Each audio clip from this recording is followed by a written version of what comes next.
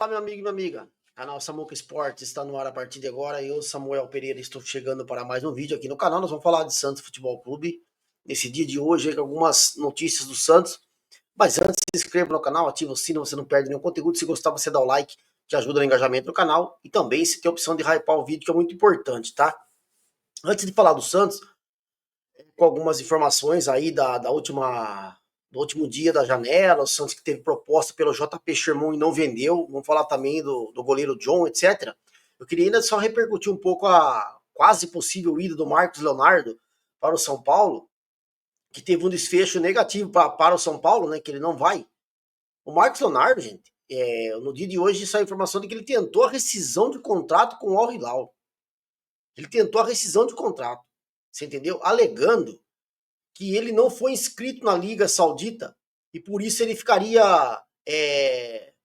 proibido, digamos assim, de jogar, sendo que ele está inscrito na Champions League Asiática. Então, ele não está deixando de ser inscrito pelo clube dele. Ele só não foi inscrito na Liga Saudita. Seria uma espécie de campeonato brasileiro aqui, mas foi inscrito na Liga Saudita, da Champions Saudita, que seria uma espécie de Libertadores aqui, Champions League.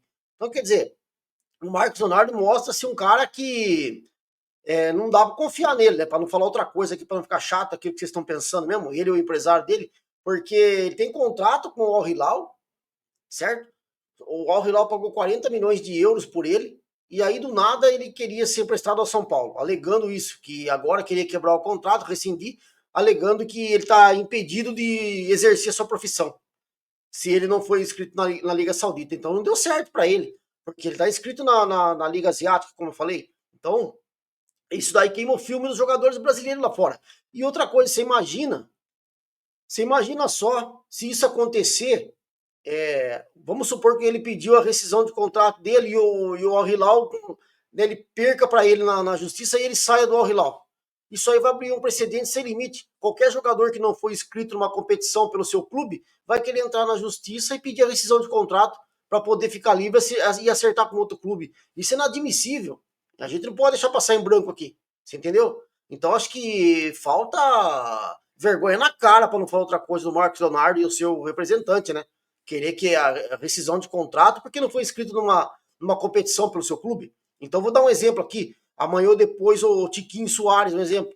Ele está inscrito pelo Santos no Campeonato Brasileiro, mas o Santos se classifica para a Sul-Americana e não quer escrever ele. Então ele vai entrar com um pedido contra o Santos na justiça, alegando que ele está sendo impedido de disputar a Copa Sul-Americana e rescindiu o contrato com o Santos. Isso não seria ruim para nós, mas eu estou dando um exemplo só do Tiquinho Soares. Poderia ser o Neymar, por exemplo.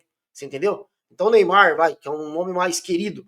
Digamos assim, o Neymar não foi inscrito na Sul-Americana, mas está inscrito no Brasileiro. Ele chega e pede a rescisão do contrato porque ele não está inscrito na Sul-Americana. Isso não faz sentido. Então, só para deixar claro aqui que molhou a negociação do Marcos Leonardo, mas aqui se faz é que se paga, né? Porque ele, a gente sabe todos os problemas que ele teve no Santos e queria do nada jogar no São Paulo a qualquer custo, inclusive alegando quebrar o contrato de uma forma que, no meu modo de ver e de toda a maioria das pessoas, não faz sentido o clube aceitar uma rescisão dessa, ou a justiça desportiva aceitar uma decisão dessa, a justiça comum no caso, porque o jogador não foi inscrito em uma competição pelo clube dele. Você pegar o Flamengo, então, que joga 3, 4 competições no ano, então se o jogador do Flamengo não foi inscrito na Libertadores, ele vai chegar lá e vai pedir a rescisão porque ele não foi inscrito na Libertadores. Ah, pelo amor de Deus, daqui a pouco vai virar bagunça o futebol, né? Beleza? Então ele não vai jogar no São Paulo, tentou ainda a rescisão, mas não vai, e ele fica lá no Al Hilal, beleza? E o São Paulo, que sonhou com o Marcos Leonardo, acordou com o Rigoni de centroavante. Minha mãe do céu. Agora vamos falar de umas coisas mais importantes aqui no canal. Primeiro falar sobre o Santos Futebol Clube, gente, vai receber um valor, tá? Referente à venda do goleiro John. O John foi anunciado pelo Nottingham Forest. Foi contratado junto ao Botafogo. O valor da transação ficou em 8 milhões de euros, cerca de 50,9 milhões de reais. E o Santos deve receber 320 mil euros, que dá aproximadamente 2 milhões de reais, pela venda do goleiro John ao Nottingham Forest, certo? O Santos ele tem direito a 4% pelo mecanismo de solidariedade da FIFA, e o valor da transação, então, do clube inglês no total é repassado ao Santos esses 4% aí, certo? O John assinou um contrato de 3 anos com o clube da Inglaterra.